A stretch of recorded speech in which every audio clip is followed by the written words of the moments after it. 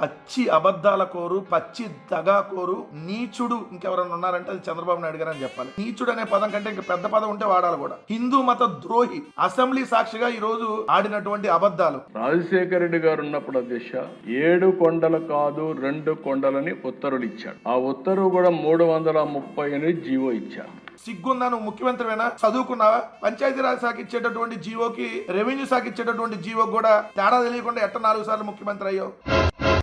పరిధిని నిర్ణయించేది రెవెన్యూ శాఖ, పంచాయతీరాజ్ శాఖ. ఏంటి ఆ జీవో? తిరుమలకు సంబంధించి అక్కడ ఫంక్షన్ హాల్ గానీ, ఏదైతే అక్కడ కార్యాలయాలు, స్వామి గుడి, అది అప్పుడు 27.5 కిలోమీటర్లుగా అప్పుడు అక్కడ ఉంది. అక్కడ ఎటువంటి రాజకీయ కార్యకలాపాలు జరగకూడదు, ఎటువంటి రాజకీయ కార్యకలాపాలు జరగకూడదని ఇచ్చారు. అది ఇచ్చింది పంచాయతీరాజ్ శాఖ జీవో. అప్పుడు దానికి మంత్రిగా ఉన్నది జేసీ దివాకర్ రెడ్డి గారు, పంచాయతీరాజ్ అండ్ దేవాదాయ శాఖ మంత్రిగా ఉన్నారు. పరిధి నిర్ణయించేది రెవెన్యూ శాఖ. ఈ మినిమం నాలెడ్జ్ లేకుండా నువ్వు ఎట్ట ముఖ్యమంత్రి అయ్యావు? తెలిసిపోయిందా? ఈవీఎం ద్వారా అయ్యేవాళ్ళే కానీ అది వేరే విషయం. ఇది ఒకటి తప్పుడు ప్రచారం. బ్రిటిష్ వాళ్ళు కూడా తలపెట్టనటువంటి ఆలోచనకు నాంది పలికిన వ్యక్తులు వీళ్ళు. ఇప్పుడు కూడా మనం అందరం మాట్లాడితే దశ 7 కొండలవాడ వెంకటరమణ గోవిందా గోవిందా, ఇది స్లోగన్.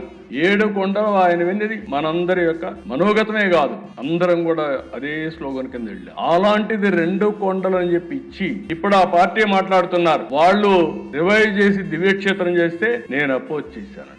కలలో కూడా చేయలేని అధ్యక్ష, ఇమాజిన్ చేయలేను. ఆ విషయం గుర్తుపెట్టుకోవాలి. 7 కొండలు అని చెప్పి రాజశేఖర రెడ్డి గారు జీవో తీసుకుని వస్తే ఆ జీవోని నువ్వు రద్దు చేస్తానన్నావు. 746, 47 జీవోలు 2 వచ్చాయి. ఈ ప్రభుత్వం వచ్చిన తర్వాత ఈ 2 జీవోలు కూడా వచ్చాయి. తెలుగుదేశం పార్టీ దీనికి వ్యతిరేకంగా ఉంటాం. రేపు అధికారంకి వస్తానే ఈ 2 జీవోలు కూడా తీసేస్తామని చెప్పి కూడా నేను మీ అందరికి హామీ ఇస్తున్నా. ఆ వీడియో ప్లే చేయాల్సింది అసెంబ్లీలో. 2009 జనవరి 27న గుంటూరు సమీపంలో జరిగినటువంటి బైబిల్ మిషన్ 71వ రాష్ట్ర స్థాయి సదస్సులో అపోజిషన్ లీడర్ గా నువ్వు అక్కడ హాజరయ్యి అధికారంలోకి వస్తే అన్యమత ప్రచారాలకు సంబంధించినటువంటిది 747 జీవో, అట్లానే 7 కొండలకు సంబంధించినటువంటి 746 జీవోని, ఈ 2 జీవోలు రద్దు చేస్తానని చెప్పావు. నిజంగా మీ ప్రభుత్వానికి పోయే కాలం దగ్గరకు వచ్చింది. అతి దగ్గరలోనే మీ ప్రభుత్వం పోతది, క్లియర్ గా కనపడుతున్నది. అందుకనే ఇలా బరి తెగించి మాట్లాడుతున్నారు. మీరు ఎన్ని రకాల అబద్ధాలు ఆడినా మీరు 7 కొండల జీవోని రద్దు చేస్తా అన్న దుర్మార్గుడు నువ్వు. జంతు కొవ్వు, దున్నపోతు కొవ్వు, పంది కొవ్వు అని మాట్లాడిన దుర్మార్గుడు కూడా నువ్వే.